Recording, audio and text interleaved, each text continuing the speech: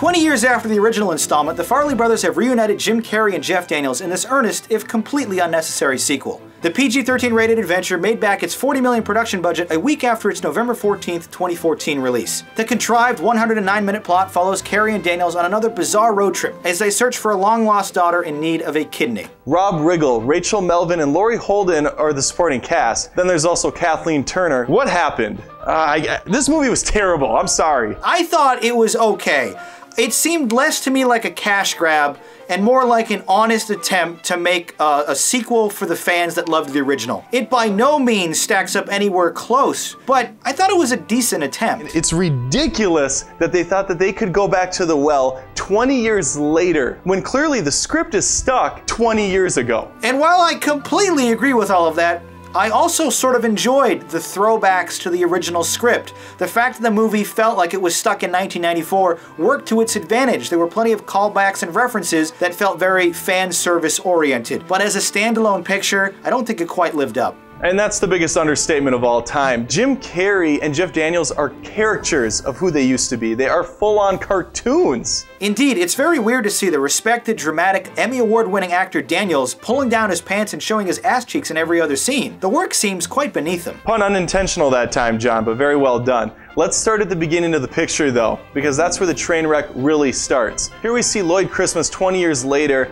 doing a practical joke on Harry that's of course ruined in the trailer, losing a lot of that funniness that it could have had. Is funniness, is that a word, John? If you ask the Farrelly brothers, yes. If you're asking me, no, of course not. Buy a dictionary. I guess the dumbness of the picture is running off on me. They have a joke that's not even funny to begin with, and it overstays its welcome. There were a few sequences, especially towards the end, that really hit with some good, hearty chuckles, especially the sequence where Daniels is judging people's school projects. One kid cures cancer, and he's just like, nah, it's not good enough. I totally disagree. I thought the last third of the movie was just off the rails bad. Not a single joke landed. The pacing was all over the place. It's like the Farrelly brothers forgot how to set up a shot, how to follow through with the comedic timing, and how to have an actual punchline. You guys want to play He Who Smelt It?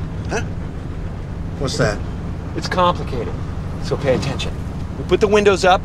First one who smells a fart gets a point.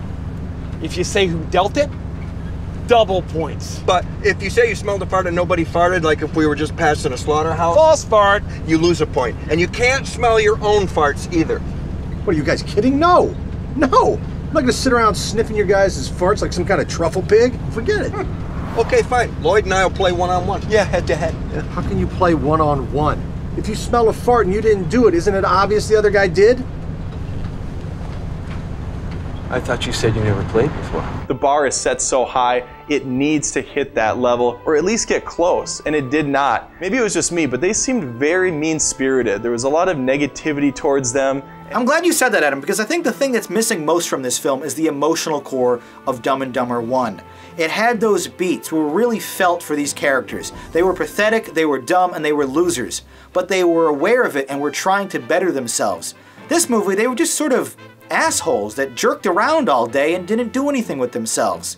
And the very end of the movie has this big twist I'm not going to spoil, but it sort of undercuts everything that came before it. I spent the last couple minutes bitching to no end about this sequel, and I stand by everything I said. It should have been much more. There was 6 writers attached to this movie. 6 of them. Where were the jokes? I'll tell you where. In the theater. In the audience. Joke was on us. This is a 3. It's lame. I'm not going to be that harsh on it, but this was definitely a meh experience.